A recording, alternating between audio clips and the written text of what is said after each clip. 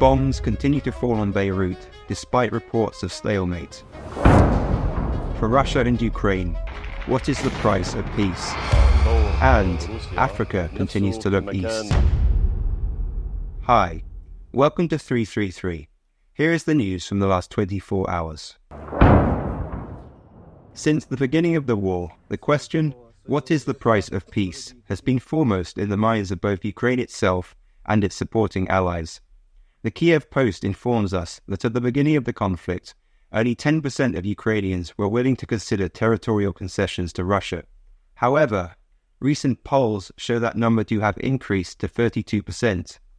Furthermore, it states that around 46% of Ukrainians would be ready to accept giving up Donbass and Crimea.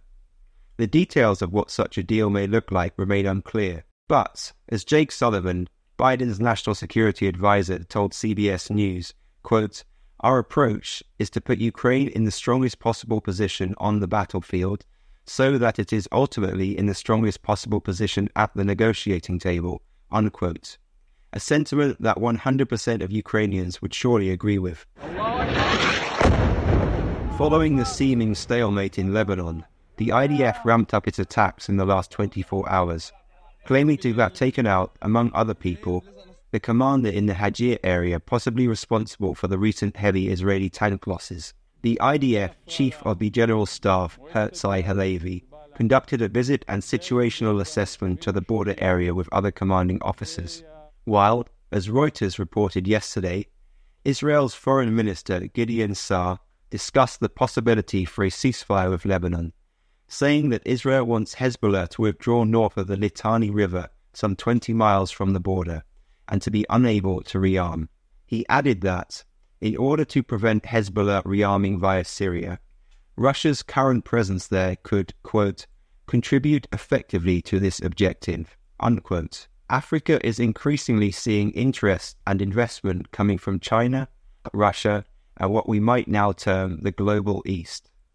Given Africa's history of Western colonial conquest and interference, it is hardly surprising that it is now looking elsewhere in its plans for the future. Russia alone is talking with Algeria in the north on food security, Niger in the Sahel on the extraction of natural resources, Uganda in the center on the development of nuclear power, and Equatorial Guinea in the west on military issues. Add to this the assistance to Mali and Burkina Faso to help in the struggle against terrorism and extremism, and as the BBC put it this week, quote, "Putin offers African countries Russia's total support," unquote. This is all indicative of the West's waning influence in Africa, and must surely raise important questions concerning the coming evolution of the countries of the African continent as we head further into the 21st century. Thank you for watching. At 333, we always try to offer an unbiased presentation of the news.